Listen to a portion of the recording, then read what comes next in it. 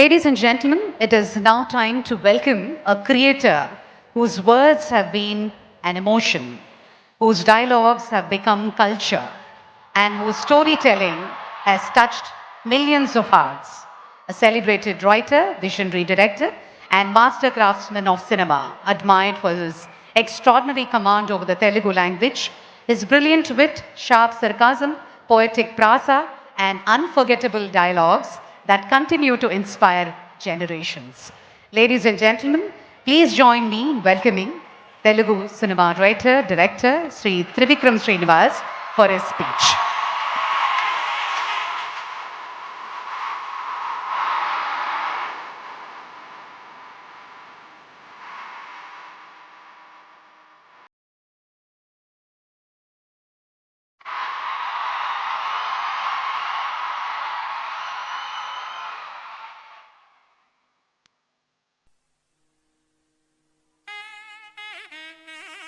Excellency,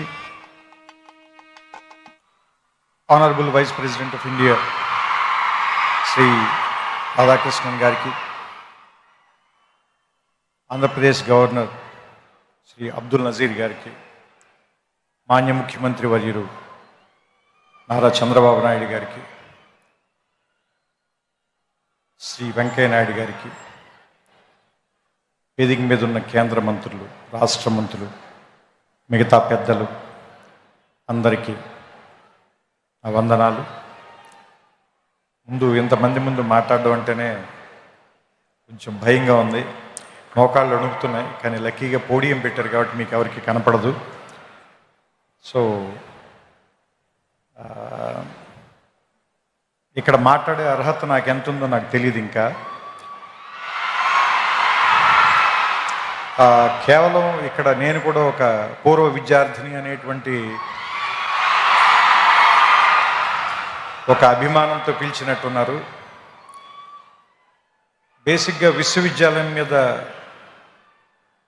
నాకు వచ్చిన అవగాహన చెప్తాను. ఎందుకంటే ఇక్కడ ఉన్నప్పుడు నాకేం అవగాహన లేదు, ఇక్కడి నుంచి వెళ్ళిపోయిన తర్వాత నాకు కొంత అవగాహన వచ్చింది. సో ఇన్ని సంవత్సరాల్లో నేను అర్థం చేసుకుంది కొంత. ఇక్కడ నేను ఇంకా ఏం నేర్చుకుని ఉంటే బాగుండుండేది అని నాకు అనిపించింది కొంత మీకు చెప్పే ప్రయత్నం చేస్తాను. దానివల్ల మీకేమాత్రం ఉపయోగం కలిగిన, కొద్దిగా అయినా మీ ఇంట్రాస్పెక్షన్కి అది ఏమైనా పనికొచ్చిన, మీ ఇన్సైట్కి అది ఉపయోగపడిన, I will be very happy. ముఖ్యంగా యూనివర్సిటీలోనే రెండు మాటలు ఉన్నాయి. డైవర్సిటీ ఒకటి ఉంది, యూనిజాన్ ఒకటి ఉంది. సో చాలా విభిన్నమైనటువంటి ఆలోచనల్ని ఒకే చోటకి కలిపి తీసుకొచ్చే ప్లేస్ని యూనివర్సిటీ అంటారని నా ఉద్దేశం. సో ఇక్కడ చెప్పడం కంటే కూడా మీరు నేర్చుకోవటం మీద ఎక్కువ ఆధారపడి ఉంటుంది. ఎందుకంటే నాకు సంబంధించినంత వరకు విద్య అంటే ఎక్కడో ఉన్నదాన్ని, లేదంటే మీకు కనబడని దాన్ని మీకు తీసుకొచ్చి ఇక్కడ నేర్పించడం కాదు. మీ ఎదురుకుండానే ఉన్నదాన్ని మీరు అప్పటిదాకా ఆ దృక్కోణంలో చూడని దాన్ని మిమ్మల్ని తీసుకొచ్చి అక్కడ నుంచోబెట్టి చూపించటం నాకు సంబంధించినంత వరకు నేనైతే ఇలా అర్థం చేసుకున్నాను. ఎందుకంటే మీరు అబ్జర్వ్ చేస్తే ఫిజిక్స్లో ఒక సూత్రం ఉంది, చాలా బేసిక్ సూత్రం, E=mc². దాంట్లో ఆయన ఏం చెప్తాడంటే, ఒక ఎనర్జీని మీరు సృష్టించలేరు, ఎనర్జీని నాశనం చేయలేరు, ఒక ఫామ్ నుంచి ఇంకో ఫామ్లోకి మార్చగలరు అంతే. అట్లాగే ఇది మీరు అన్నిటికీ అప్లై చేయండి. మనం పుట్టక ముందు నుంచి నేచర్ ఉంది, మనం వెళ్ళిపోయిన తర్వాత కూడా ఇది ఇలాగే ఉంటుంది. మనం పుట్టక ముందు నుంచి ఈ విషయాలన్నీ ఇక్కడే ఉన్నాయి, మనం కనిపెట్టక ముందు నుంచి ఇవి ఇక్కడే ఉన్నాయి, మనం కనిపెట్టకపోయినా ఇక్కడే ఉంటాయి. మన తర్వాత వేరే వాళ్ళు ఎవరో వాటిని చూస్తారు. సో మనం చూడటంలోనే తేడా ఉంది తప్ప అవి ఉండటంలో మాత్రం ఏ రకమైన తేడా లేదని నాకు అనిపిస్తూ ఉంటుంది. సో ఆ ఉన్న వాటిని చూడటం నేర్చుకోవటానికి పనికొచ్చేటువంటి ఒక వేదికగా యూనివర్సిటీని భావించాలని మీ అందరికీ నేను చెప్తున్నాను. ఎందుకంటే ఇది ఒక విశాలమైన ప్రాంగణం. మొట్టమొదట ఎవరు రాగానైనా ముందు భయపెడుతుంది. మోర్ దాన్ 500 acres, రోడ్లు ఎంత నడిచినా తరగవు, పెద్ద పెద్ద ఎత్తైన సీలింగులు, దూరంగా ఉండే క్లాస్ బోర్డులు, వినపడినట్టుగా ఉండే ప్రొఫెసర్ల మాటలు అన్నీ కూడా ముందు మనకి చాలా నెగిటివ్గాను ఇక్కడి నుంచి ఎంత గమ్ముని వెళ్ళిపోదాం అనేటువంటి ఫీలింగ్ ఇచ్చేలాను అనిపిస్తాయి. మందు చేదుగానే ఉంటుంది, ఆసుపత్రి వాసన మనకి సుగంధంలా అనిపించదు, కానీ అది మనకి చాలా ఉపయోగం చేస్తుంది. అదే మనకు ఉపయోగపడుతుంది, మన బాగు చేస్తుంది, మన రిపేర్ చేస్తుంది, మన మళ్ళీ ఆరోగ్యవంతుని చేస్తుంది. అలాగే ఈ ప్రాంతం కూడా మొదట మనని భయపెడుతుంది, కానీ దీన్ని అలవాటు చేసుకోండి, దీన్ని అవగాహనలోకి తెచ్చుకోండి. ఎందుకంటే మనమందరం వేరే వేరే కల్చర్స్ నుంచి వేరే వేరే ప్రాంతాల నుంచి వస్తాం. మనకందరికీ ఎలా ఉంటుందంటే మన భాష గొప్పది, మన మాటే గొప్పది, మన మాండలికమే గొప్పది, లేదంటే మన తిండే గొప్పది, మన అలవాట్లే గొప్పవి అనేటువంటి ఒక భావంలో మనం ఉంటాం. ఇక్కడికి వచ్చిన తర్వాత వేరే విషయాలను కూడా యాక్సెప్ట్ చేయటం అనేటువంటిది నేర్పటానికే ఈ ప్లేస్ ఉంది. అందుకే దాదాపుగా మోర్ దాన్ 130 కంట్రీస్ నుంచి ఇక్కడికి ఎందుకు జనాన్ని పిలిపిస్తారు, వాళ్ళందరికీ కూడా ఎందుకు ఈ ప్రోగ్రాంలు పెడతారు, వాళ్ళందరినీ కూడా ఇక్కడికి ఎందుకు కలుపుతారు అంటే, ఫస్ట్ అందరినీ కలవటం మూలంగా మీకు చాలా విషయాల మీద మీకుండేటువంటి ఆలోచనలో మార్పు వస్తుంది. కాబట్టి కలవడం మూలంగానే గెలవడం అనేది జరుగుతుంది ఏ మనిషికైనా సరే. సో నేను ముగించే ముందుగా ఒకే ఒక మాట చెప్తాను. ఈ ఆంధ్ర యూనివర్సిటీ సింబల్లోనే ఉంటుంది, తేజస్వినా వధీతమస్తు మా విద్విషామహే అని.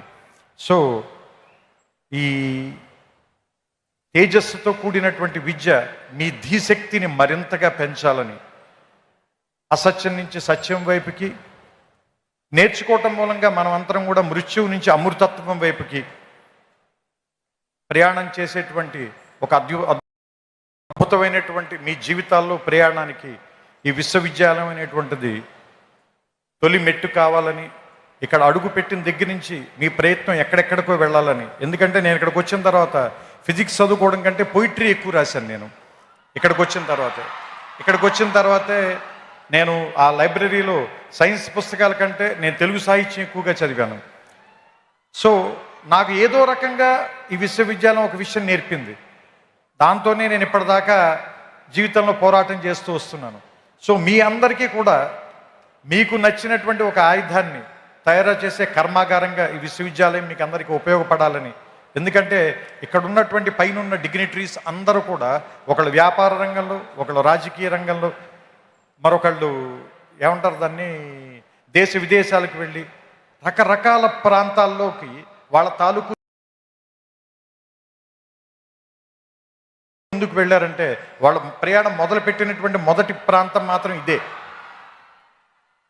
సో అలాంటి మీ ప్రయాణాలకి ఇది మొదటి అడుగు కావాలని, ఇక్కడి నుంచి ఎంతమంది వచ్చి ఇక్కడ కూర్చుంటారో తర్వాతి తరంలో చూడడానికి బహుశా నేను ఉండకపోవచ్చు, కానీ తర్వాత తరాల వాళ్ళకి చాలామంది మార్గదర్శకుల్ని ఇక్కడి నుంచే తయారు చేసేటువంటి ఈ ప్రాంగణం మరిన్ని వందల సంవత్సరాలు పూర్తి చేసుకోవాలని, దానికి ఇది ఈ శతాబ్ది మొదటి అడుగుగా ఉండాలని, 100 ఏళ్ళు పండగ చేసుకున్న వాడిని ఆశీర్వదించేటువంటి అవకాశం చాలా తక్కువ మందికి దొరుకుతుంది. అలాంటి ఆశీర్వాదాన్ని నేను చేస్తూ ఈ మాటల్ని ముగిస్తాను. శతాయుష్మాన్ భవ ఆంధ్ర యూనివర్సిటీ. నమస్కారం.